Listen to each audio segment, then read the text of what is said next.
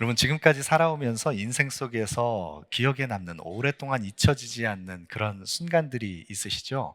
인생 속에서 이 장면, 이 시간, 오래도록 잊혀지지 않는 그런 시간들이었다 생각나는 부분들이 있으실 겁니다.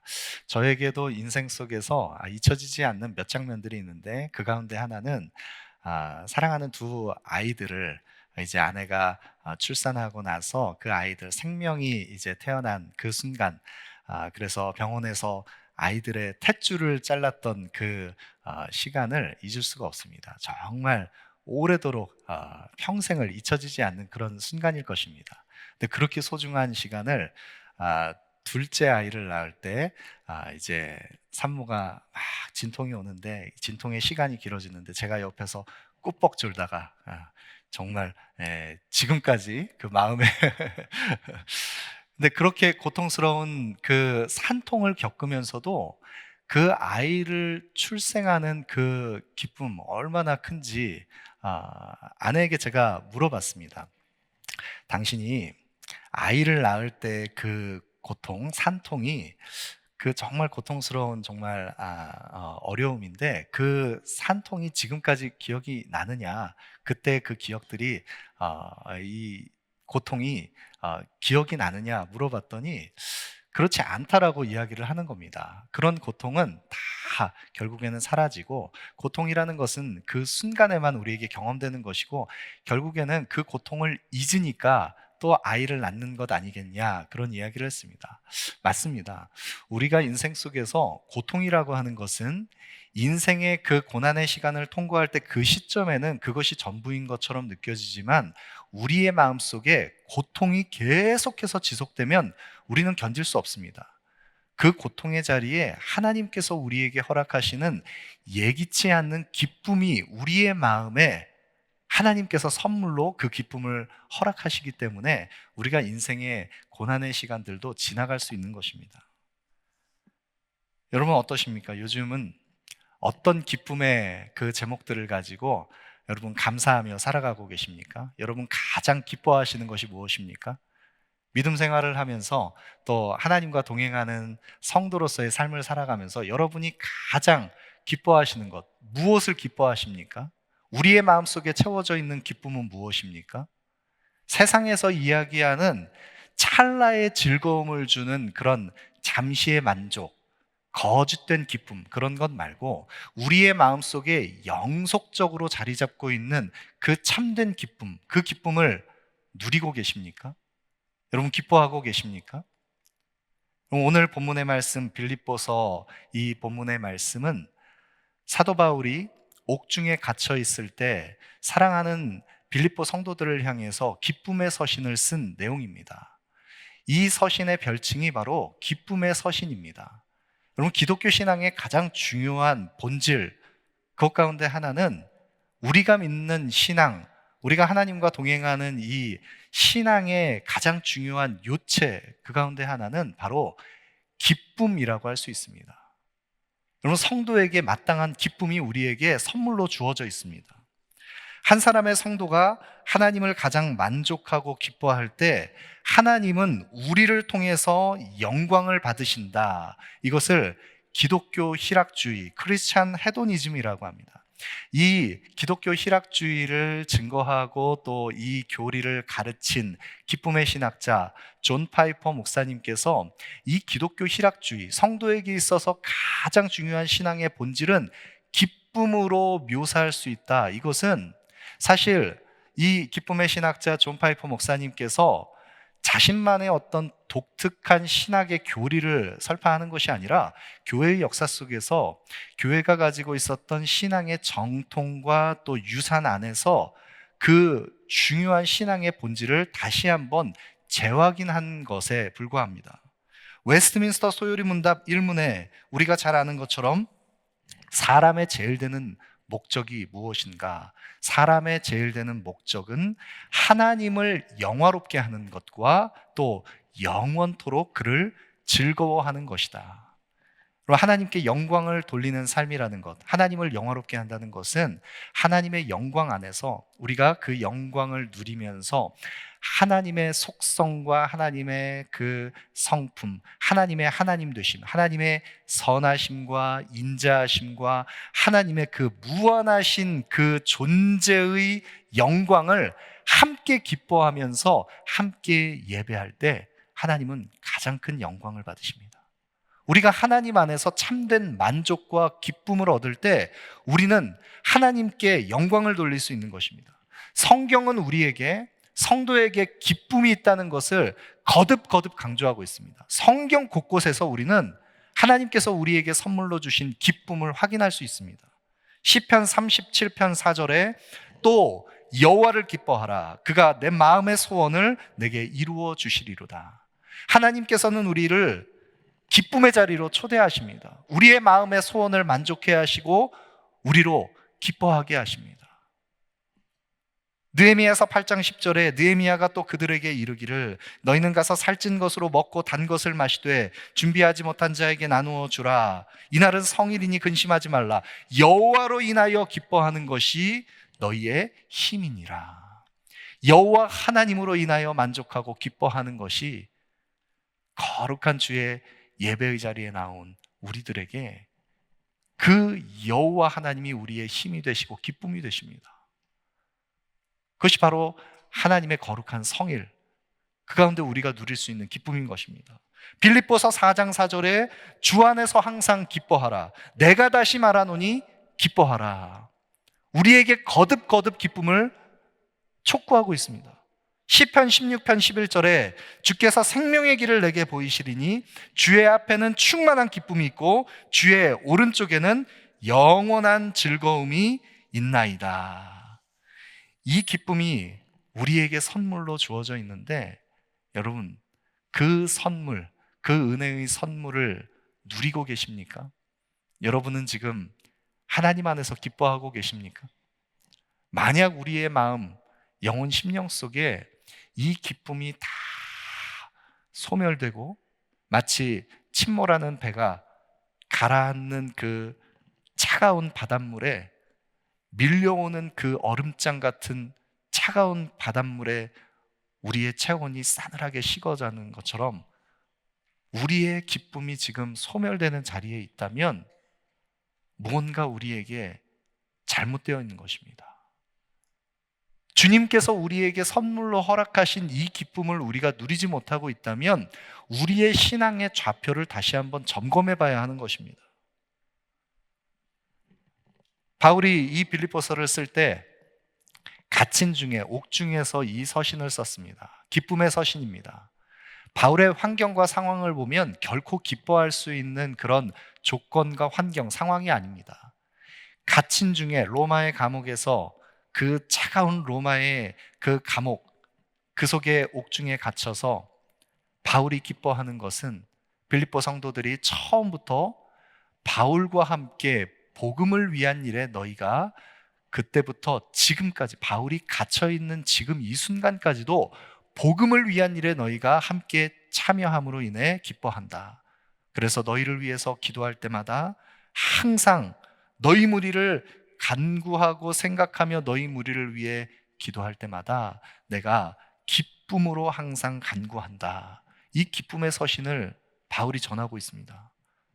바울은 매인바 되었습니다. 갇혀 있습니다. 그러나 바울이 기뻐하는 것은 자신이 매어 있는 것으로 인해서 오히려 바울의 사역을 또 질투하면서 오히려 복음 사역에 열심을 냈던 또 다른 사역자들이 그로 인하여서 복음이 전파되는 것으로 인해서 기뻐하고, 나는 비록 매였지만 복음은 매이지 않는 것으로 인해서 기뻐하고, 기뻐하며 기뻐하라. 바울이 이 기쁨의 서신을 전하고 있습니다. 여러분, 그런데 오늘 본문 빌립보서 2장 1절부터 4절까지의 본문 말씀을 우리가 살펴보기에 앞서서 바울이 이 기쁨의 서신을 전하면서 빌립보서 1장의 27절 말씀에 이렇게 말씀하고 있습니다. 오직 너희는 그리스도의 복음에 합당하게 생활하라. 이는 내가 너희에게 가보나 떠나 있으나 너희가 한 마음으로 서서 한 뜻으로 복음의 신앙을 위하여 협력하는 것과, 너희가 복음에 합당한 삶을 살라고 촉구하고 있는데, 바울이 지금 복음에 합당한 삶을 살아가도록 명하고 있는 그 복음에 합당한 삶이란 무엇이냐면, 너희가 복음의 신앙을 위하여 한 마음 한 뜻으로 서서 함께 하나가 되어라 말씀하고 있습니다. 복음에 합당한 삶이라고 하는 것은 교회의 하나됨을 이루는 것입니다. 교회의 연합과 일치를 이루는 것입니다. 왜 교회의 연합과 일치를 이루어야 하느냐? 그것은 바로 복음을 위해서 교회가 하나가 되어야 하는 것입니다. 바울은 갇혀 있지만 비록 자신은 매였어도 복음은 결코 매이지 않는 것을 알았습니다. 그런데 빌립보 교회 안에 분열의 소식이 들렸습니다. 처음부터 지금까지 복음을 위한 일에 함께 동역하고 바울의 기쁨이 되었던 교회 안에 작은 분열이 생겼습니다. 그러나 바울은 교회를 향해서 촉구합니다. 너희가 처음부터 지금까지 복음을 위한 일에 함께 참여했던 나의 기쁨이 되는 교회, 너희가 나에 대하여 너희가 들은 바요, 본 바요, 내가 복음을 위해서 지금까지 믿음의 선한 싸움을 싸웠던 것을 너희가 아는 바, 그 복음을 위한 일에 함께 하나가 되어서 믿음의 선한 싸움을 싸우라고 지금 바울이 촉구하고 있는 것입니다. 여러분, 그런데 이 교회의 일치와 하나됨, 그래서 하나님께서 우리에게 주신 이 복음의 기쁨을 누리고 그 기쁨을 전하는 공동체가 되기 위해서, 복음을 위한 공동체가 되기 위해서 하나가 되는 일에 꼭 필요한 것이 있고 또 경계해야 할 것이 있습니다. 여러분, 그러면 교회의 하나됨을 위해서 꼭 필요한 것은 무엇이고 또 우리가 경계해야 하는 것은 무엇입니까? 오늘 본문 빌립보서 2장 1절 말씀 보시죠. 그러므로 그리스도 안에 무슨 권면이나 사랑의 무슨 위로나 성령의 무슨 교제나 긍휼이나 자비가 있거든. 지금 바울이 교회를 향해서 교회의 연합과 하나됨을 위해서 너희가 이와 같은 것들을 누려야 한다 이야기할 때, 그리스도 안에 있는 무슨 권면, 사랑의 무슨 위로, 성령의 무슨 교제, 긍휼과 자비가 있거든, 이렇게 이야기를 했기 때문에 한글 성경을 보면 우리가 이 네 개의 조건절이 마치 조건이 충족되어야 교회 안에 기쁨이 회복되고 하나가 되는 것처럼 오해할 수 있습니다. 여러분, 그런데 사실 지금 있거든이라고 하는 이 번역된 이 부분은 사실 만일 이런 것들이 너희가 있으면 이렇게 되고 없으면 그렇지 않다라고 하는 의미가 아니라, 공동번역 성경을 보시면 이렇게 번역을 했습니다. 여러분은 그리스도를 믿음으로써 힘을 얻습니까? 그리스도의 사랑에서 위안을 받습니까? 성령의 감화로서 사귀는 일이 있습니까? 서로 애정을 나누며 동정하고 있습니까? 마치 반문하듯이 교회를 향해서 이러한 것들이 여러분에게 확인되고 있습니까? 라고 묻는 듯 하지만, 정확한 의미는 이미 교회가 소유하고 있는 이와 같은 하나님의 은혜를 여러분이 이미 소유했고 그것을 누려야 합니다. 여러분에게 이와 같은 하나님의 은혜가 그 교회의 특성으로 나타나고 있습니까? 여러분에게 이미 주어진 이 은혜가, 이 기쁨이 여러분에게 있습니까? 거듭 강조하는 것입니다. 교회 안에 무엇이 있습니까? 그리스도 안에 권면이 있습니다. 이 권면은 위로와 책망이라는 뜻으로도 해석할 수 있습니다. 교회 안에 그리스도 안에 속한 모든 성도들에게 그리스도의 권면, 때로는 그 권면의 말씀이 우리를 온전케 하고 바르게 세우기 위해서, 때로는 그것이 위로의 말씀이기도 하고 책망의 말씀이기도 합니다. 그리스도의 권면입니다. 교회 안에 사랑의 위로가 있습니다. 하나님께서 우리에게 위로부터 부어지는 사랑의 위로가 나에게 주어졌다면, 그 사랑의 위로를 또 다른 성도들에게, 이웃들에게, 몸된 지체들에게 흘려보내야 하는 사랑의 위로가 교회 안에 있습니다. 성령의 교제가 있습니다. 성령 안에서 우리는 하나님과 참된 사귐, 교제로 나아갑니다. 성령께서 깨닫게 해주시는 그 은혜를 덧입어서 우리는 하늘아버지를 아바 아버지라 고백하며 성령 안에서 함께 참된 교제를 이룹니다. 긍휼과 자비가 있습니다.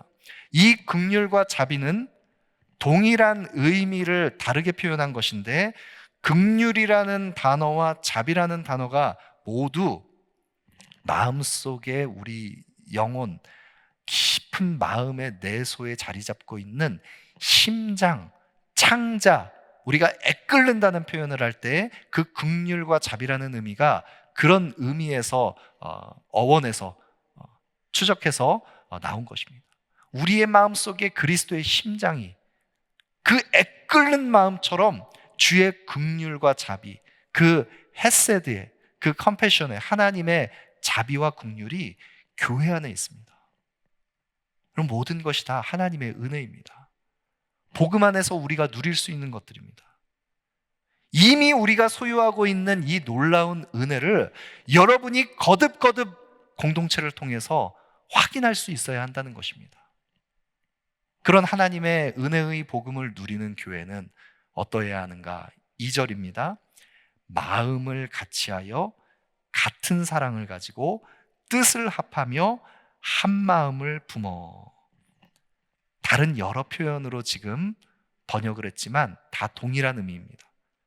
마음을 같이 하는 것, 같은 사랑을 가지는 것, 뜻을 합하는 것, 한 마음을 품는 것, 모두 하나 되라는 것입니다. 하나가 되라는 것입니다. 그리스도의 은혜를 덧입은 교회, 하나님의 은혜를 덧입은 교회여, 너희는 마음을 같이 하고 같은 사랑과 뜻을 합하여서 한 마음을 이루어서 하나가 되라고 지금 옥중에 갇혀 있는 바울이 이 복음이 교회를 통해서 변함없이 증거될 수 있도록 너희가 같은 마음을 품으라 명하고 있습니다. 여러분, 그런데 교회가 이토록 하나 되는 일에 우리가 함께 확인하고 누려야 하는 복음의 은혜가 있지만 우리가 경계해야 할 것들이 있습니다. 무엇을 경계해야 하느냐? 오늘 본문 3절 말씀해 보시면 아무 일에든지 다툼이나 허영으로 하지 말고 오직 겸손한 마음으로 각각 자기보다 남을 낮게 여기라. 아무 일에든지, 무슨 일을 하든지 다툼이나 허영으로 하지 말라고 말씀하고 있습니다. 여러분, 경계해야 할 것은 다툼과 허영인데, 이 다툼이라는 단어를 영어 성경 ESV 성경에는 selfish ambition, 이기적인 야심이라고 번역을 했습니다. 그리고 허영을 empty conceit, 빈 마음, 헛된 자만심, 이렇게 번역을 했습니다. 그러니까 다툼이 어디에서 일어나느냐? 이기적인 그 야망, 욕심에서 비롯되는데, 또 우리의 텅 비어있는 것 같은 허영, 거기에는 그 헛된 자만심이 자리 잡고 있는데, 이런 다툼과 허영이 우리의 마음속에 틈타기 시작하면 거기에 분열과 갈등이 일어난다는 것입니다. 여러분, 여기에 중요한 죄의 속성이 드러납니다. 왜 이기적인 그 욕망을 가지고 또 헛된 빈 마음을 가지고 그렇게 자기를 포장하면서 끊임없이 공동체가 균열을 일으키고 다투게 되느냐, 깨어지느냐? 죄된 속성, 이 가운데 나타나는 중요한 특징은 바로 자기 중심성이라는 죄의 특성이 이 속에 숨겨져 있습니다. 다툼이 어디에서 납니까? 자기의 이기적인 야망, 그 욕심이 내가 중심이 되면 모든 것이 다 나를 중심으로 재편이 되는 것입니다. 나와 관계된 일, 나와 관계된 사람, 내가 관여한 그것, 거기에 다툼과 허영이, 헛된 빈 마음이 자리 잡게 되면 우리의 그 자기중심성은 끊임없이 내가 중심이 되어서 일하기 때문에 거기에 공명심과 인정 욕구가 스며들기 시작합니다. 내가 주인이 되는 것입니다. 그러면 내가 인정받기 위해서 누군가를 깎아내려야 하고 내가 주인공이 되기 위해서 모든 사람을 다 조연으로 만들어 버리는 것, 거기에 다툼과 허영, 교회의 불일치가 일어나는 것입니다. 여러분, 그러면 어떻게 교회가 하나됨을 이룰 수 있는가? 이런 다툼과 허영을 버리고 3절 후반부에 오직 겸손한 마음으로 각각 자기보다 남을 낮게 여기라. 오직 겸손한 마음으로 내가 아닌 소중한 나의 지체들, 이웃들, 형제자매들, 그들을 나보다 더욱 존귀하고 소중한 인격으로 존중하면서 낮게 여기라. 여러분, 성도는 겸손의 자리에 자신의 정체성을 바르게 둘 수밖에 없는 존재, 그것이 바로 성도입니다. 왜 성도가 겸손할 수밖에 없습니까? 예의 범절을 갖춰서 겸양지덕, 겸손을 가장하는, 겸손한 채 하는 게 아닙니다. 겸손할 수밖에 없는 것이 바로 성도입니다. 저와 여러분, 우리의 정체성은 겸손의 자리에 나아가야 합니다. 왜입니까?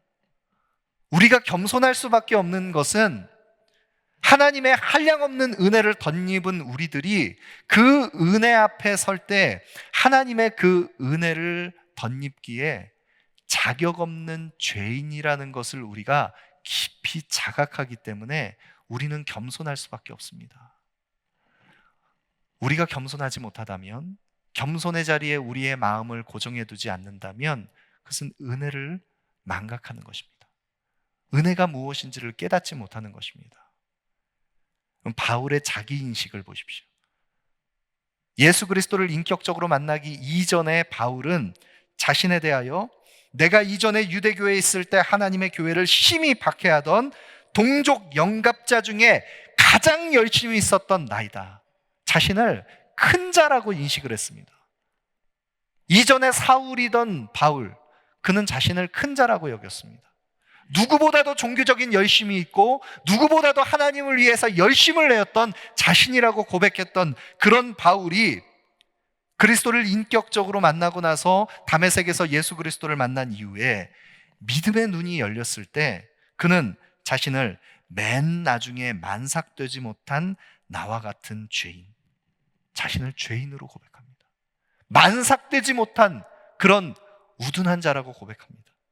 그런 바울이 이후에 모든 성도 중에 지극히 작은 자보다 더 작은 나에게 이 은혜를 주신 것은 모든 성도들보다 지극히 작은 자보다 더 작은 자가 바로 나이다. 자신을 죄인으로 인식하고 자신을 하나님 앞에 은혜를 받을 수 없는, 자격 없는 지극히 작은 자라고 고백하는 바울이 그 인생의 후반부에 나는 죄인 중에 괴순이라, 죄인들 중에서도 가장 극악한 짐승 같은 죄인 중에 괴수다. 이것이 바로 바울의 자기인식이었습니다. 하나님의 은혜를 깊이 경험하면 경험할수록 그 은혜에 대한 자각이 뚜렷해질수록 나 자신은 하나님 앞에서 어떤 것도 주장할 수 없는 죄인 중에 괴수라. 여러분, 이것이 은혜를 경험한 사람들의 자기 고백입니다. 그런 하나님의 사람들은 하나님과 사람 앞에 겸손할 수밖에 없습니다. 오직 겸손한 마음으로 각각 나보다 남을 더, 자기보다 남을 낮게 여기고, 그리고 어떻게 해야 교회의 연합과 하나됨을 이룰 수 있느냐? 4절 말씀입니다. 각각 자기 일을 돌볼 뿐더러 또한 각각 다른 사람들의 일을 돌보아 나의 기쁨을 충만하게 하라.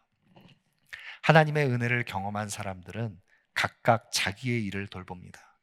그것은 자기의 영혼을 돌본다는 의미입니다.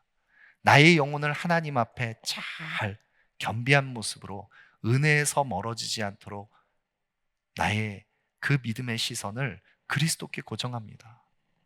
각각 자기의 일을 돌볼 뿐더러 하나님 앞에 자신의 영혼을 온전하게 아름답게 견고하게 세운 그런 성도들은 자신의 영혼을 돌볼 뿐만 아니라 각각 다른 사람의 일을 돌보아 나의 기쁨을 충만하게 하라.